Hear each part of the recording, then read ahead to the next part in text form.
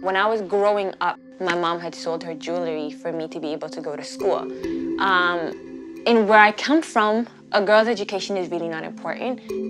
And I'm really blessed because my mom, she always instilled in me that I was more than the title that everybody gave me. I wasn't just a girl, and I wasn't just someone who was supposed to belong to someone else. Like, I have my own identity, I'm my own person.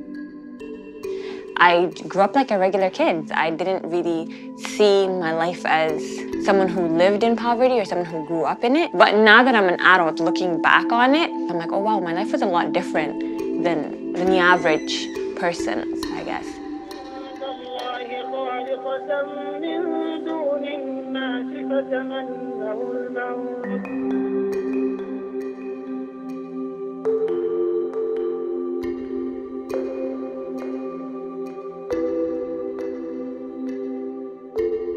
I was born in Kismayo, Somalia. Somalia has been under civil war for over 30 years now.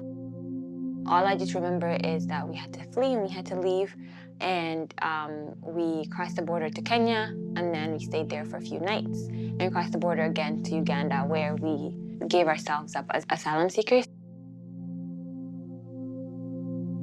My mom was raising 3 little kids by herself, her mother who was blind, and on top of that, she had to find safety, stood in line at the UN for over 6 years through rain, sun, everything. So she's just superhuman. I remember when they had posted the different countries that were accepting people, we were fortunate enough to have Canada beside our name.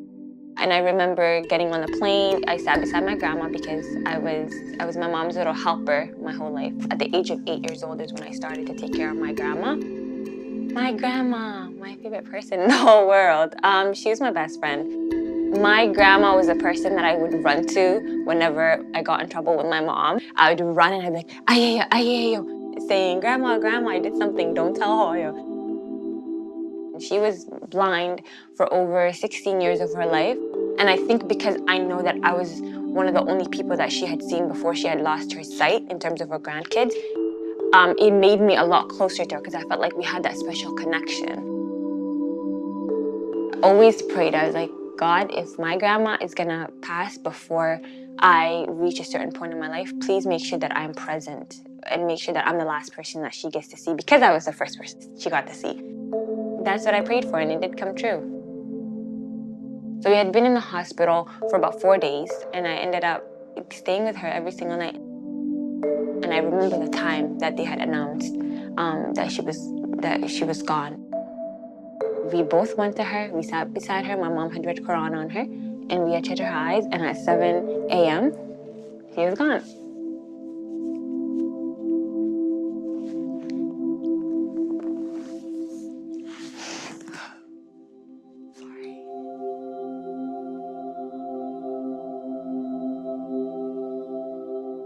I've always been the type of person that wanted to help people. Ever since I was a little kid, every type of career that I thought of wanting to become, it's always involved people, mainly because I do like to talk and hang out with people and be around people all the time. But at the same time, I enjoy helping people. It makes me feel so good knowing that I've done something to better someone's life. The way my grandma made my life better.